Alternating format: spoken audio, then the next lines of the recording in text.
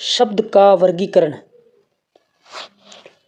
वर्णों के सार्थक मेल को शब्द कहते हैं। शब्द का वर्गीकरण। शब्द का वर्गीकरण कितने में किया? टोटल कितने भाग होते हैं? टोटल 5 भागों में इनको बांटा गया है। सबसे पहला है रूप परिवर्तन या फिर उसका रूपांतरण के आधार पर।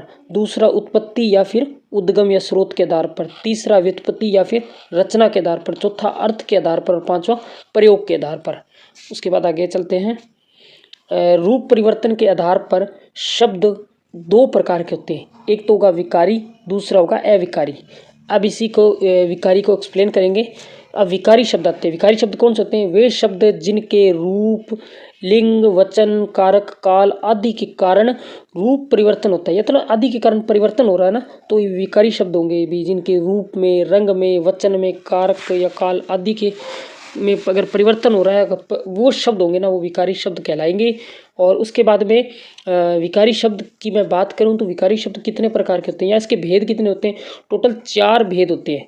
पहला भेद होता है संज्ञा, दूसरा सर्वनाम, तीसरा विशेषण और चौथा क्रिया। टोटल 4 हो गए। उसके बाद आगे चलेंगे। अब पहले बात करते हैं संज्ञा की। संज्ञा किसे कहते हैं या संज्ञा का अर्थ क्या होता है? शाब्दिक अर्थ बताऊं, जैसे किसी चीज का नाम, किसी वस्तु, जगह, स्थान या कोई भी जगह का नाम। अब संज्ञा का मतलब क्या होता है? सम प्लस ज्ञा, इसका विच्छेद होगा तो सम ज्ञान या फिर अच्छी तरह ज्ञान कराने वाला, वो संज्ञा होगा। उसके बाद परिभाषा की बात करूं, किसी वस्तु या व्यक्ति या जगह या भाव के नाम को संज्ञा कहते हैं, या फिर किसी ऐसी वस्तु, व्यक्ति तथा जगह आदि के स्थान पर काम आए वो संज्ञा कहलाता है। आप इसको ऐसे भी बोल सकते हैं।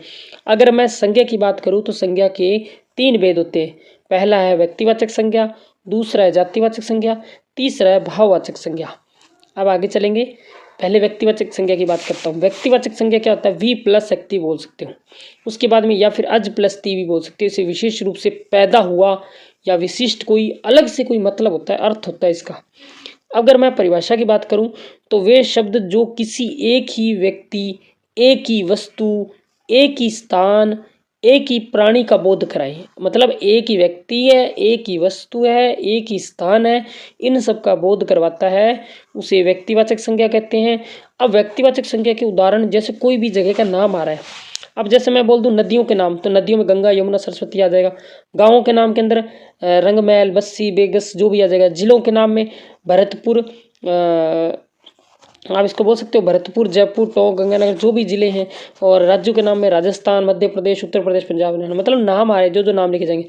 अब अगर मैं आगे बात करूं, आगे अगर मैं बात करता हूं, जैसे सागरों के नाम, देशों के नाम। सागरों के नाम पता है? हिंद महासागर, प्रशांत महासागर। देशों के नाम जैसे अमेरिका, यूएसए, भारत, नेपाल, चीन, जो भी सारे। और उसके विद्यालयों के नाम, गवर्नमेंट सीनियर सेकेंडरी स्कूल, सेठ Ramdayal Rathi senior secondary school, मतलब ऐसे स्कूलों के नाम। या फिर टैगोर पीजी कॉलेज या टैगोर स्कूल, या फिर जो भी है। उसके बाद वारों के नाम, सोमवार, मंगलवार, बुधवार, गुरुवार, ये सारे आ जाएंगे। फिर महीनों के नाम, जनवरी, फरवरी, मार्च, अप्रैल, सारे आ जाएंगे। उसके बाद में पर्वतों के नाम, वो जो बुराट का पर्वत या जो भी है, पर्वतों के नाम उसमें आ जाएंगे। दिशाओं के नाम, उत्तर, दक्षिण, पूर्व, पश्चिम आ जाएंगे। फिर उसके बाद चौकों के नाम, मतलब ये मीराबाई चौक है, और ये फिर ये वहाँ जाएगा रास्ता ना, ये सुखाड़िया सर्किल है, या फिर जो भी XYZ नाम, जो भी, ये बिरबल चौक है। उसके बाद सड़कों के नाम आ जाएंगे। ये कौन सी सड़क है? NH 62 है, NH 61 है। फिर उसके बाद पुस्तकों के नाम, ये पुस्तकें कौन कौन सी है? विज्ञान की है, गणित की है, मैथ की, जो भी है, साइंस की है, जो भी हिंदी की है। उसके समाचार पत्रों में जैसे राजस्थान पत्रिका, दैनिक भास्कर, या और भी लोकल जो भी न्यूज़पेपर हो, सीमा संदेश, या फिर XYZ जो भी। उसके युद्धों के नाम कौन से होंगे? जैसे प्रथम युद्ध हुआ, द्वितीय युद्ध हुआ, ये सारे शामिल हो जाएंगे। तो thank you so much. Video को शेयर करना। अब इसका नेक्स्ट पार्ट भी आएगा बहुत।